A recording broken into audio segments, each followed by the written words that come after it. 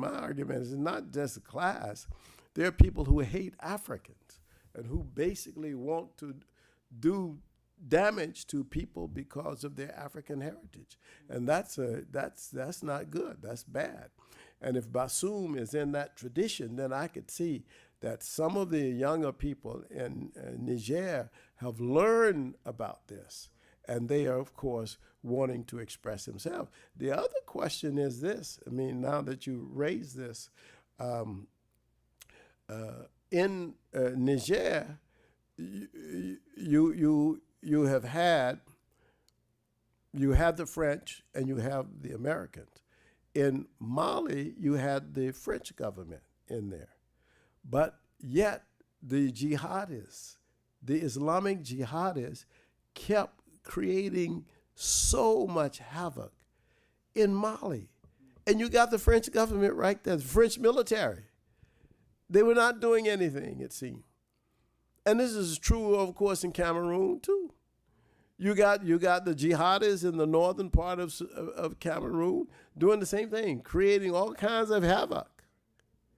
And the question is that if the French are supposed to be your friends and they are allowing this chaos, then you need to kick them out. And you need to bring people in who are from the area who want to work and keep them in check. So I think that's, okay. Yes, please. I have a couple of questions. The first Sure. one is from Jean Rosine. Yes. Yes, and she wants to know what do you think about Christianism in Africa? So if you don't think that the multiplication of the church is justified by the oppression and injustice of the post-colonial states, that's her question. Mm-hmm. Well, the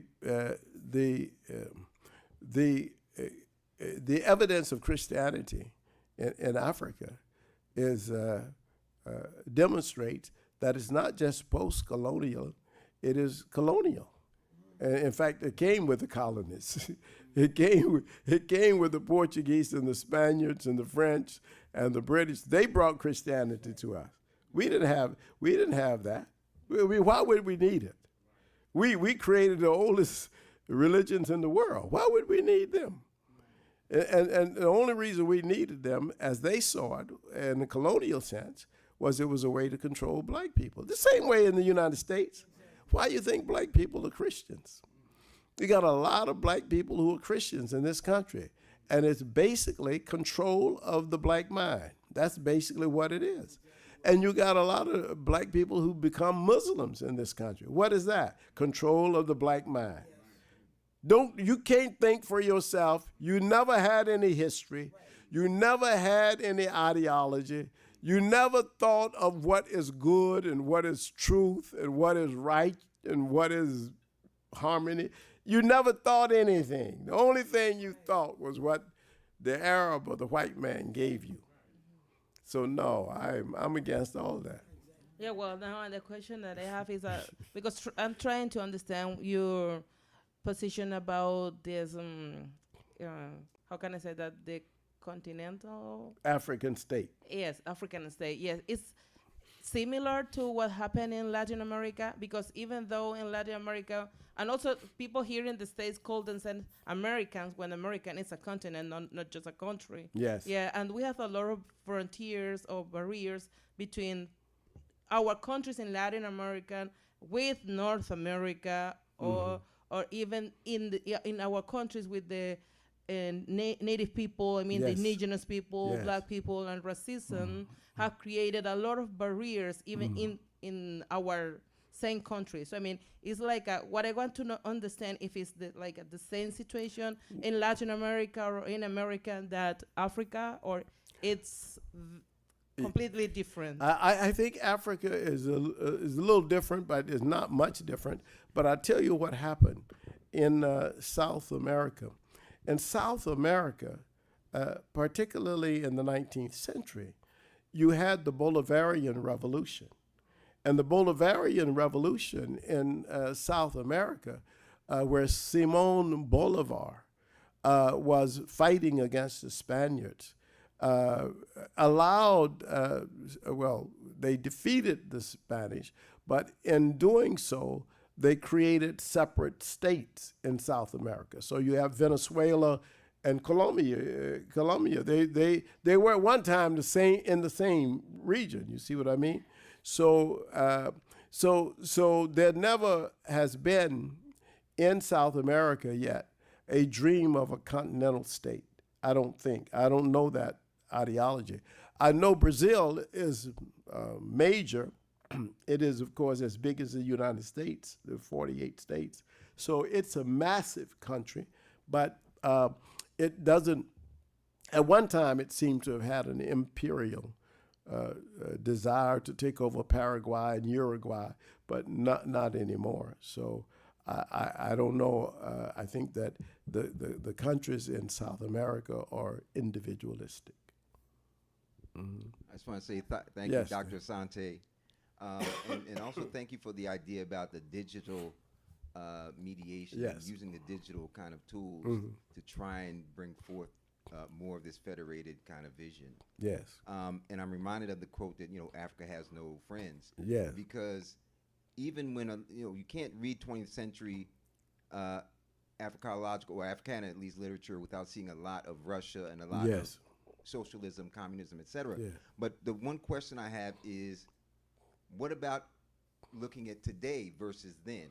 Because Yeah. isn't there a major shift that happens from the USSR to Russia, whereas today you see a newer realignment of Yes. people like Donald Trump, Yes. Bolsonaro, Yeah. Putin, and a symbol of white supremacy right now is in Russia, Yes. right?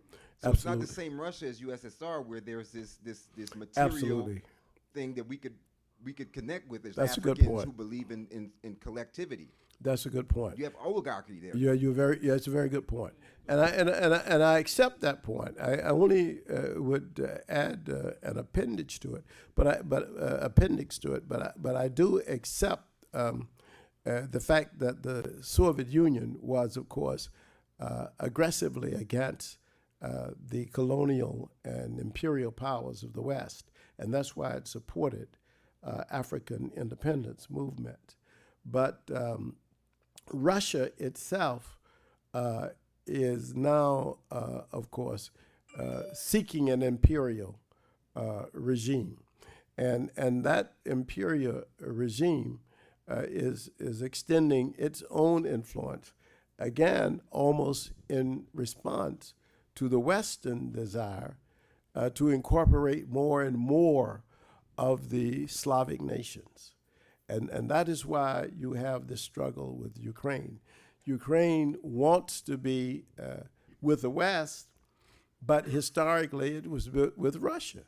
So the Russians are, and then not only that, but there are, 20% at least of the Ukrainian population is Russian. That is, they're Russian people. They see themselves as Russian. And the part that Russia took over was essentially a part that was dominated by the Russian-speaking people. So it's a complicated issue. And I'm not coming down on the side of one or the other. I'm just simply saying historically what happened, you see. And I think that the African population probably still sees the Soviet Union when they say Russia. You see, that's why there's this respect, it seems, for Putin. And they see that was the line that has continued in terms of support for Africa. Okay, so I think that's all the. There are no questions from the YouTube? There's one question. What did it say? Lucy asked, is any action being taken to resolve problems of illegal mining of cobalt? Good. Labor? The question is, was there any, that's a good question from the YouTube. Is there any action being taken to stop the illegal mining of cobalt and copper and other things from Africa? And the answer is that yes, the African Union is engaged in that. They do have some organizations that are part of the AU that are looking at those issues. However, these are national issues.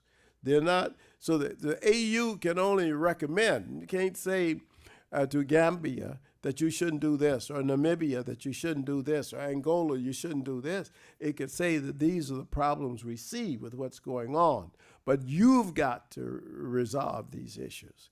And I think that there are big issues like that.